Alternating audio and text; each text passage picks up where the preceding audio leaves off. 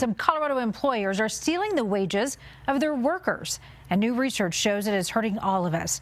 Wage theft is a big problem.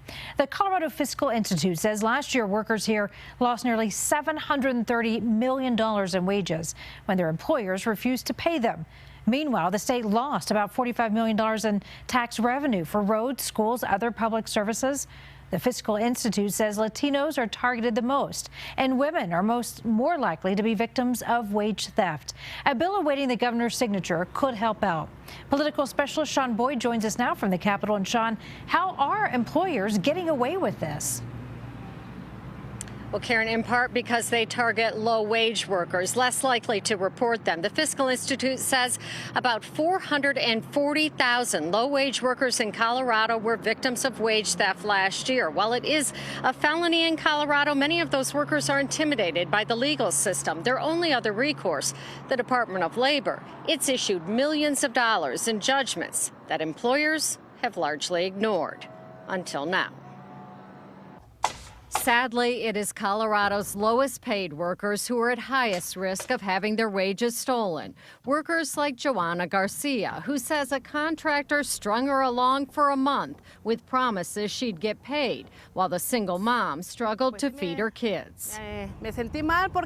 Since I have two girls, I was looking for a way to sell burritos to earn money, to be able to feed them and pay my bills.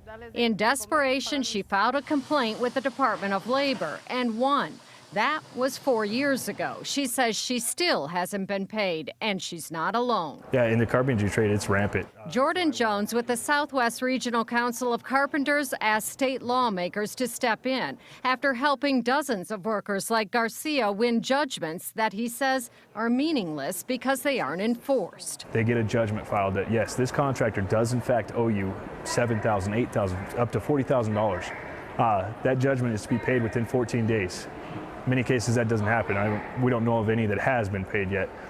We have judgments from back to 2019. That is outrageous. Senator Sonia Hawkes Lewis and Jesse Danielson, sponsors of a bill that goes after employers who refuse to pay, with automatic fines, liens issued by the court against their property, and a warning for other employees at the company. We're going to go after every single company that is doing this. Jones says if employers aren't held accountable, they'll continue to steal the wages of those who can least afford it. It's a disgusting labor practice.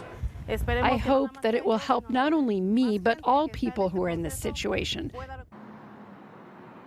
The Fiscal Institute found that wage theft is most prevalent in the hospitality, retail, and construction industries.